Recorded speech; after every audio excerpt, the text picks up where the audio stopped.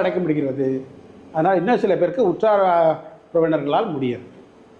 இதெல்லாம் வாய்ப்புகள் இருந்து ஜாதகத்தில் பார்த்து தீவிர ஆலோசனை பண்ணி அவங்களுக்கு இந்த யோசனையை தெரிவித்தால் அந்த கடன் அவர்களை வாழ வைக்கும்.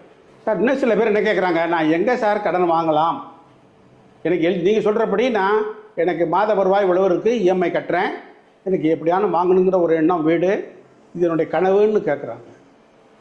அப்போ அவர்களுடைய ஜாதகத்தில் கடன் வாங்கக்கூடிய யோகியதையை பார்த்துட்ட பிற்பாடு குரு சூரியன் செவ்வாய் சம்மந்தப்பட்டால் நீ எல்ஐசி போ, பப்ளிக் செக்டார் அண்டர்டேக்கிங் அதில் போ, இல்லையா சென்ட்ரல் கவர்மெண்ட் பேங்க் போ. குரு சூரியன் சனி சம்மந்தப்பட்டதுன்னா central government bank, public sector bank அதுக்கு அடுத்தபடியாக வெறும் சனி சூரியன்னாக்க இந்த நிதி வகையராக இருக்குது பாருங்கள், அதில் போகலாம்.